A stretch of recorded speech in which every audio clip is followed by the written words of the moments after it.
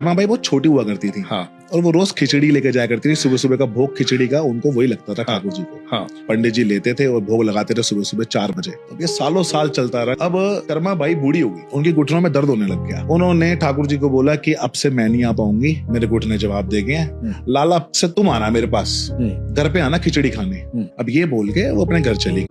आवाज आती है अम्मा खिचड़ी। देखती है एक छोटा सा बालक आता है अंदर, अम्मा खिचड़ी देती हैं, पानी देती हैं। अब ये सिलसिला शुरू हो गया। अब इतने सालों से एक नियम चल रहा था उनका कि रोज सुबह सुबह मंदिर जाना और पंडित जी को देना, पंडित जी भोग लगाते। तो पंडित जी बोले इतना टाइम हो गया कि कर्मा बाई आ नहीं रही आजकल, खिचड़ी का भोग नहीं लग रहा ठाकुर जी को, तो मैं कल सुबह आ रहा हूँ, अम्मा की रास्ते से आऊंगा और वहां पे उनको पूछूंगा कि क्या हुआ, सब ठीक ठाक तो है। तो अगले दिन सुबह पहुंचते हैं तो देखते हैं कि अम्मा ना रही है। तो जाके अम्मा को बोलते अरे अम्मा आजकल मंदिर नहीं दिख रहे, सब तबीयत वगैरह ठीक है। तो अम्मा बोली अरे पंडित जी अब कहाँ, अब तो ठाकुर मेरे पास आता है ना, लल्ला मेरे पास आता है खिचड़ी खाने, तो खिचड़ी बनाने बस आने वाला हो। एक बात बताओ, आप तो नहाए धोए भी नहीं हो और खिचड़ी बना रहे हो।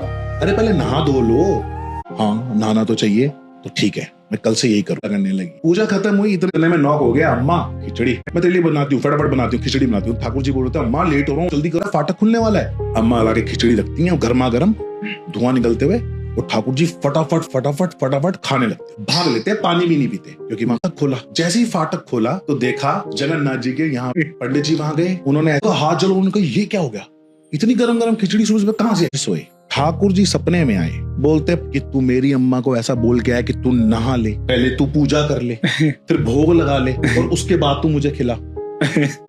मुझे उनका प्यार पसंद है। तेरा हाथ जला ना थोड़ा सा पोंछने में, तो सोच मेरा मुंह कितना जला होगा। ठाकुर आंखें खुली और जोर जोर के रोने लग गए, पिंडों में पड़ गए। बोलते अम्मा वाकई में अकबर ठाकुर जी आते हैं और आपको नहाने धोने की जी में आज भी पहला भोग जो है वो खिचड़ी का ही लगता है।